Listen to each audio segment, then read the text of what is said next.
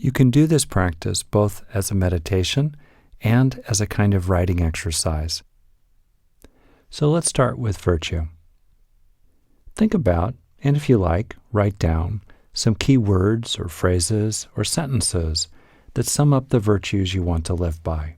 For example, you might write down or think about things like tell the truth, work hard, or some of my favorites, frankly, from kindergarten, pay attention, be nice, share your toys.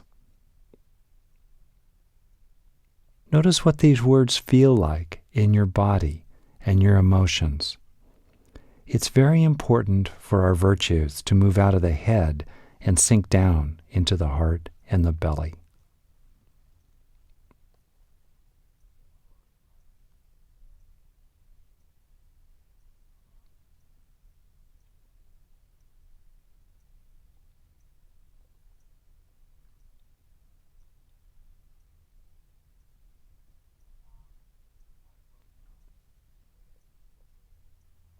All right.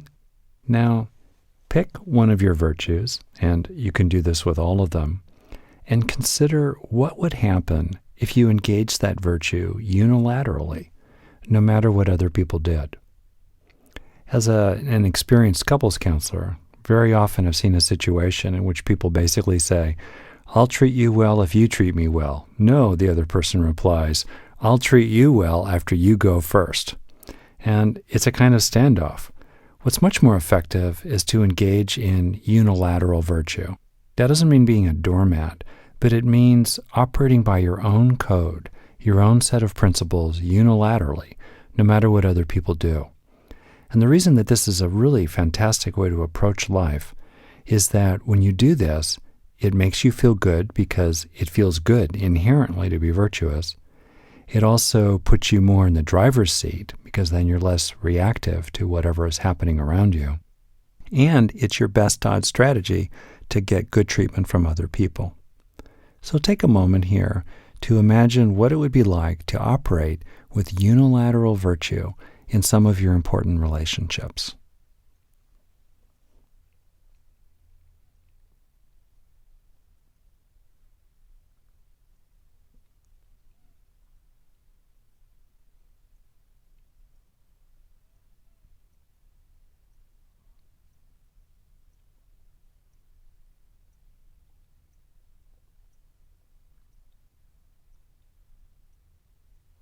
Now let's shift to aspirations. In other words, your major hopes and dreams and purposes. I'll offer some suggestions here and think about and perhaps write down some of the key words or phrases or sentences that sum up your aspirations. For example, when you were a child, what was your vision for the life you wanted to have? What were some of its essential elements? As an elementary school child or a teenager, what sort of people did you hope you would spend time with? Where would you live? What did you hope would be the sort of work you would do?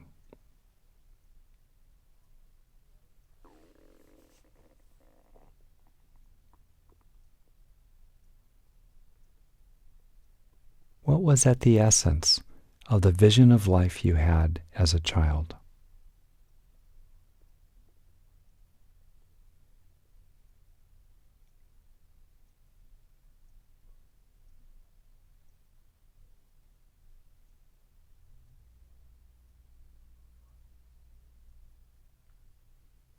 Now, today, in daily life, in the moment-to-moment flow of interactions and activities and so forth, what really matters to you?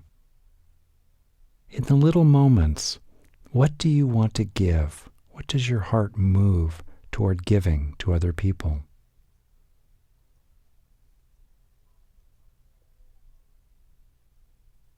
In the little moments of daily life these days, what do you want to experience?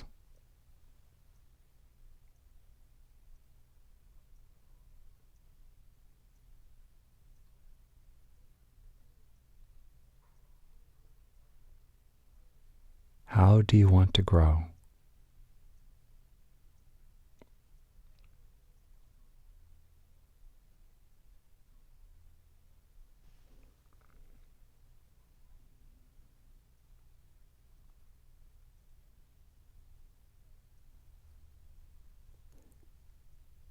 Next, looking all the way out, imagine that you are resting comfortably and peacefully in the last few hours of your life, surrounded by people who love you, and you are looking back and reflecting on a long and good life. What will you be glad that you have done?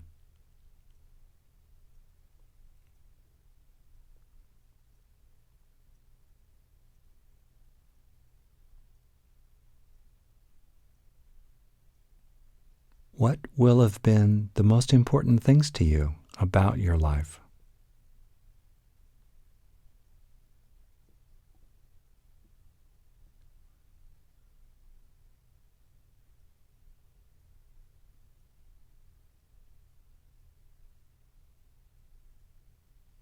Looking ahead to that time as you approach your last breath, what do you want to make sure that you do not regret?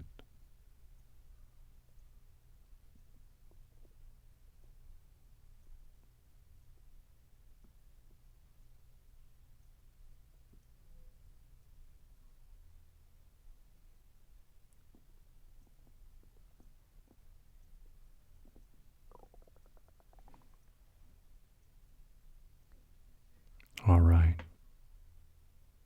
What do these aspirations feel like? The ones that you've thought of here and perhaps written down? What do they feel like in your body, in your mind, in your heart?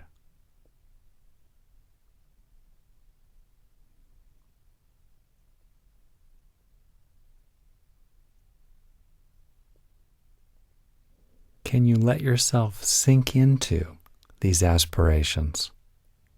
Sink into the feeling of them and the feeling of being increasingly given over to them as the engine and the compass of your life.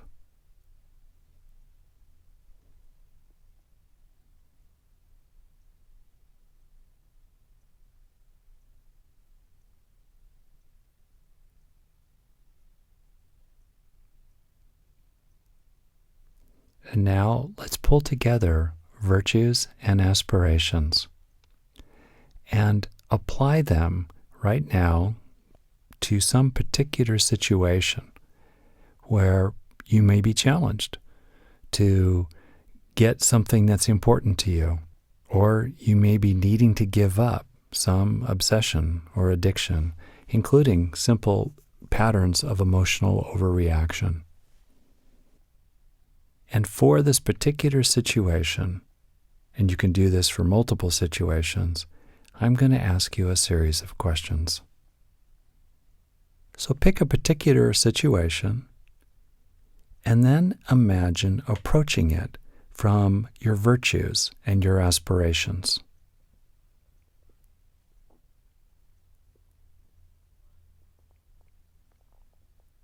How would doing so feel in your body?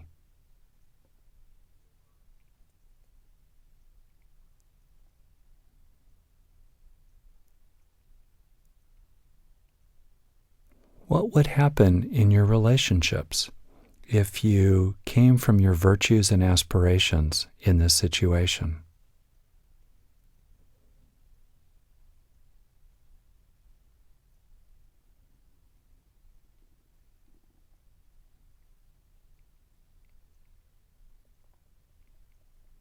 How would it go at work? Either working for pay or raising a family or other forms of service.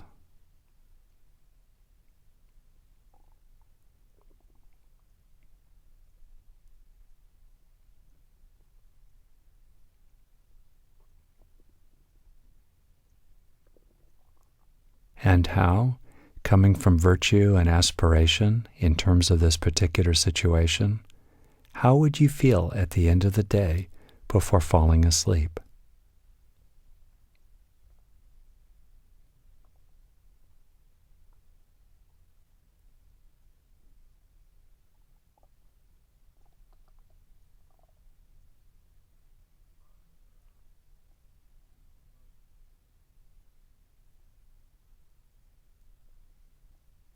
Next, let's consider this situation, but in a different sort of way, in terms of not fully living from virtues and aspirations.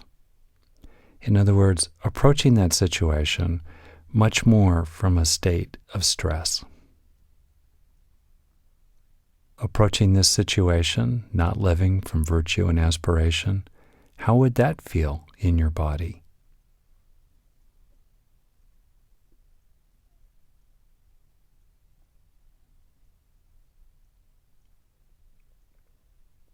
What would happen in your relationships or in the world of work, broadly defined?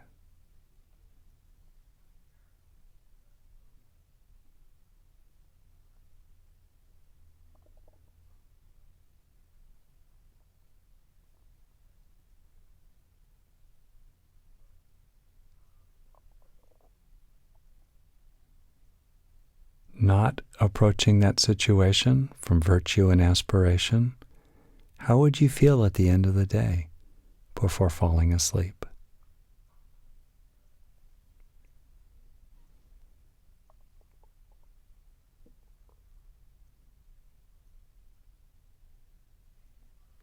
All right, considering the different results of each way of being. One in which you approach the situation from virtue and aspiration, and one in which you approach the situation not from virtue and aspiration. Take a moment to freely choose which way you would like to operate.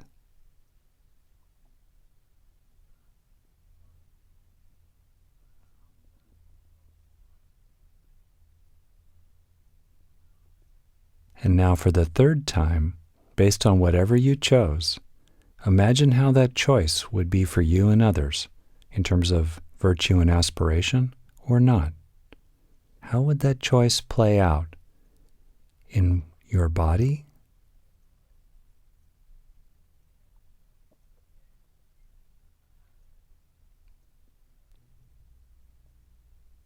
in your relationships,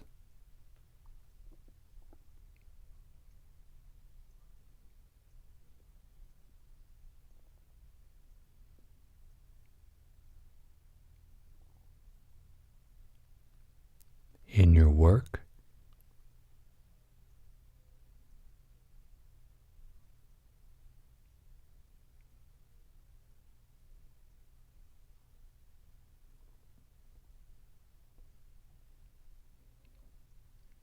and how would that choice play out in what it feels like to be you at the end of the day before falling asleep?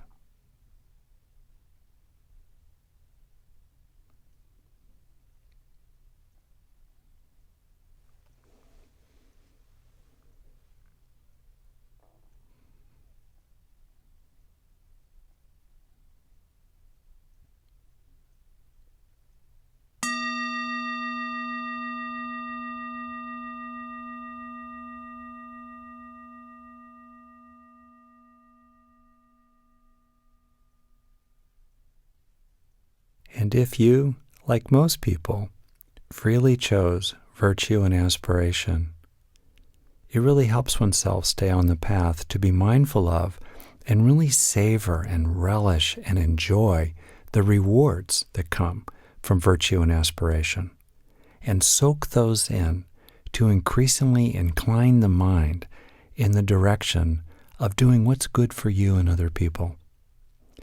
It's interesting, sometimes I think that the key to success in life is to help oneself increasingly want to do what's good for oneself and others, which one doesn't naturally want to do. In other words, it's easy to do what we want to do that's good for oneself and others. The trick, of course, is to help ourselves increasingly lean toward doing those things that are good for ourselves and others, but are not necessarily what we want to do at the beginning of things. And a great way to do this is to gradually incline the brain in that direction by having the brain soak in the rewards of virtue and aspiration. Also open up to and be aware of and take in the experience of your own goodness. It's interesting that that's one of the hardest things for many people to actually recognize their own goodness. And the felt sense of your own virtue and your own natural inclination toward what's good is a wonderful thing to increasingly recognize and take refuge in and have confidence in.